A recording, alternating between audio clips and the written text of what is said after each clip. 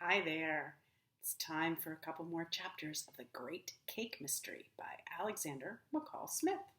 So remember, in the end of chapter 4, Seppo, the boy who had a piece of bread with jam stolen from his desk, thinks that maybe this is the boy who took it. And he thinks that because this boy was passing by the classroom when Seppo discovered that his bread was gone. And I asked you to think about, is that a good enough reason to accuse somebody of taking something just because you saw them walk by? I wonder. I think, to be fair, you really might need more evidence. And evidence are clues that tell you that something's true. So just seeing somebody walk by, people walk by all the time, right? People walk past my classroom all the time. I don't really think that they take things. Pretty sure they don't. But I wonder. So let's keep reading and find out. Chapter 5. That night, as Precious lay on her sleeping mat, waiting for her father to come in and tell her a story, as he always did, she thought a lot about what had happened at school. She did not like the thought of there being a thief at school. Thieves spoiled everything. They made people suspicious of one another, which is not a good thing at all. People should be able to trust other people without worrying about whether someone will steal their possessions. Possessions means the things that belong to them. And the word suspicious is really important because once something like this happens, something gets stolen, or two things get stolen, the cake and the bread, then everybody begins to look at everybody else and think, are you the one taking food? Can I trust you? Can I trust you? And then you are suspicious. And that doesn't feel very good. It's an uncomfortable feeling to have about people who you know, who are your friends, or even people that you don't know. But even if she did not like the thought of there being a thief, neither did Precious like the thought that an innocent person might be suspected. Innocent means someone who didn't do anything. But maybe that someone, that boy, is getting accused of taking it. And maybe he really didn't do it. And that's a terrible feeling. She didn't know the boy to whom Seppo had pointed, but she had seen him, of course, and she knew his name. His name was Poloko. Poloko. She didn't know very much about him, and she certainly did not know if he was a thief. Poloko was a rather round boy. Poloko, if you saw him walking in the street, you might think that was a boy who maybe ate a little bit too much. And if you got to know him a little bit better, then you might be sure that this is so, and the bulges in his pockets might be sweets. Sweets is another word for candy. A lot of them. But just because someone has a lot of sweets and likes to eat sweet things doesn't mean that he has stolen them. One thing, you see, does not always lead to another. So just because someone has candy in their pocket and they like to eat candy doesn't mean they steal other people's candy. I like candy, but I don't steal candy. This was something that detectives learn very early in their career, that just because one thing is true doesn't mean something else is true. Just because he likes candy doesn't mean he stole candy or sweet things. The next day at school, when they were copying out letters from the board, Seppo whispered, "Have you told anyone about the thief?" Precious shook her head. "We don't know who it is. How can I tell the teacher about something I just don't know?" "But I know who it is," Seppo said, "and big Mrs. Malipi told me that someone has stolen 3 iced buns from the kitchen." An iced bun is like a donut, icing on top of a sweet bun. "She told me this morning. Poloko's probably eaten all 3 already." Precious listened in silence. She thought that this was a very unfair thing to say, and she was about to tell Seppo when the teacher gave her a stern look. So Precious just said, "Shh," instead, and left it at that. But later, when the children went out to play, while the teachers drank their tea, Seppo and Tepiwa came to her and said they wanted to speak to her. "Are you going to help us deal with this thief, Precious?" Tepiwa asked. Precious tried to look surprised. She didn't know what they meant, but she knew what they meant, but she did not want to help them without any proof. Proof means something that tells you for sure something's true. I don't know what you're talking about, she said. "How can we deal with a thief if we really don't know who it is?" "Oh, but we do know who it is," Seppo said. "It's Poloko. That's who it is." Now, Seppo seems very sure. Are you sure? I wonder. Precious stared at Seppo. "You don't know that's who it is, and I'm not going to help you until we have proof." Seppo smiled. "All right," he said. "If you want proof, we'll get it for you. We're going to look at his hands." Precious wondered what he meant by that, but before she could ask, Seppo and Tepiwa ran off to the other side of the playground where Poloko was sitting on a rock. Precious ran behind them, not because she wanted to help them, but because she really wanted to see what was happening. "Hold out your hands," Tepiwa said to Poloko. "Come on, hold them out." Poloko looked surprised, but he held out his hands.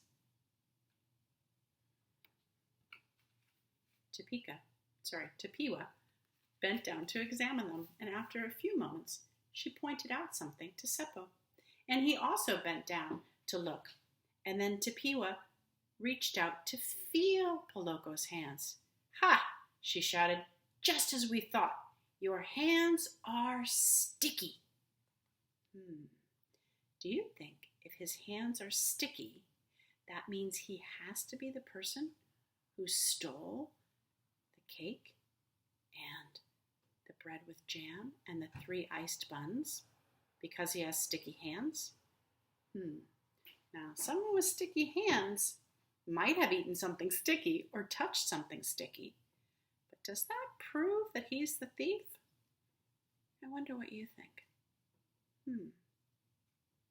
Definitely seems like Tepiwa and Seppo think that he's the one that stole it.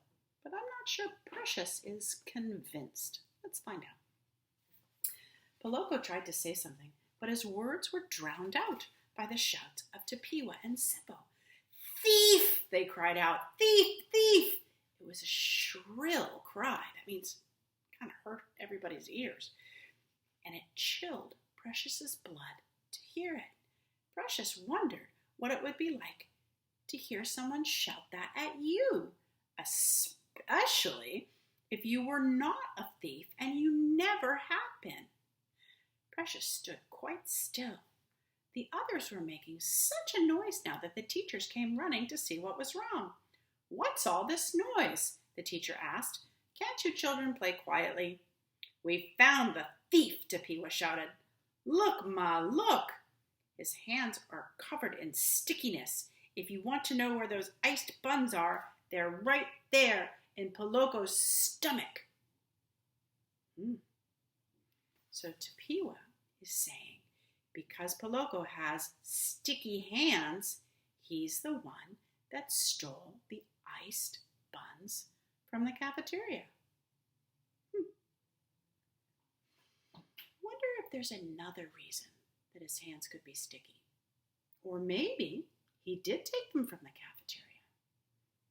But do you think sticky hands is enough to prove it?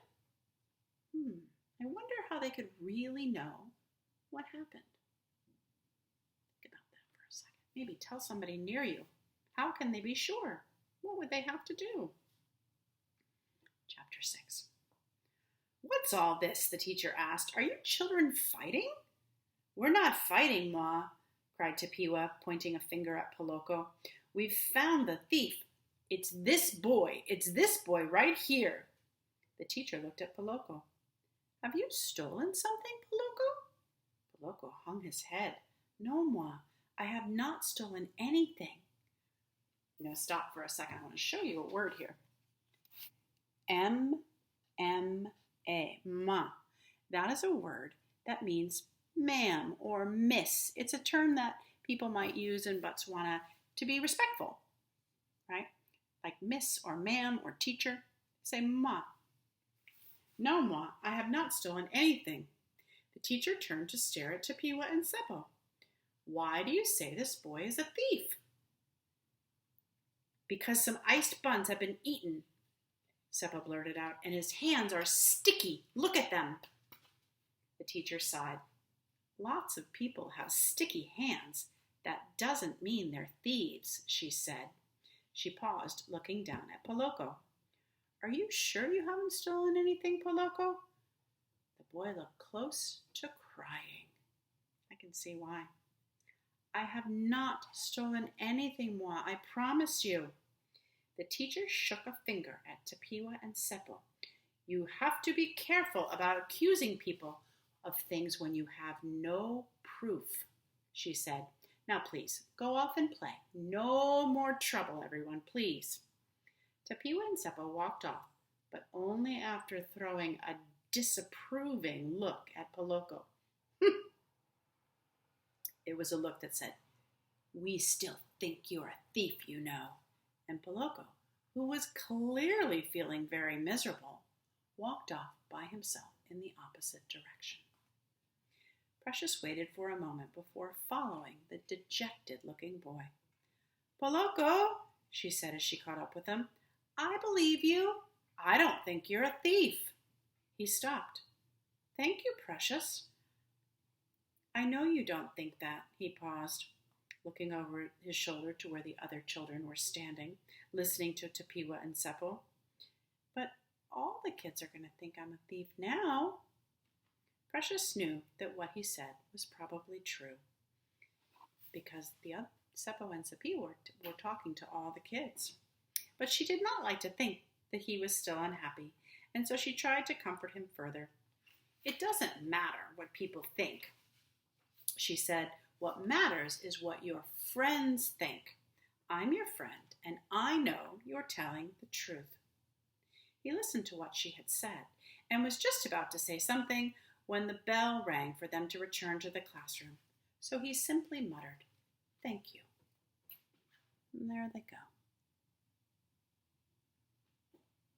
Back up the hill to the school.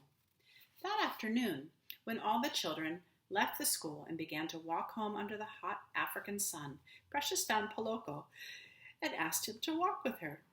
He was pleased that she had asked that, as they could both see that other children were staring suspiciously at him.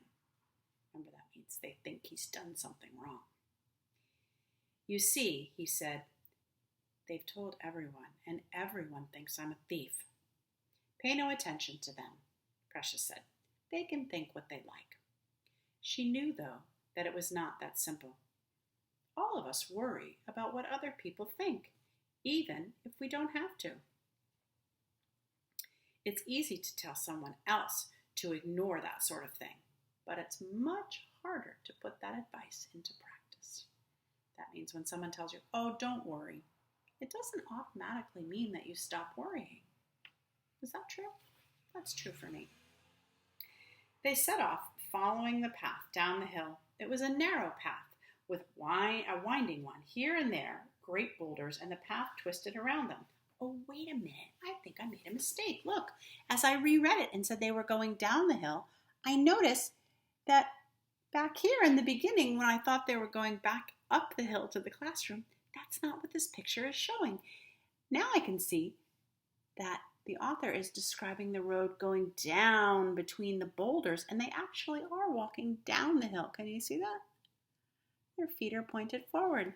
Oh, that's so interesting. I made an assumption about the picture when I heard that the bell rang and they had to go back in the classroom, but that's not what was going on in the picture. It's when they were walking home a little later in the story. There were trees in between the boulders, and their roots had worked their way through the gaps in the stone. The trees made the places in between the rocks a cool refuge from the heat of the sun, and Precious and Poloko decided to sit down to rest on their way home. There was a noise off among the rocks, and they both gave a start. That means they jumped. A snake,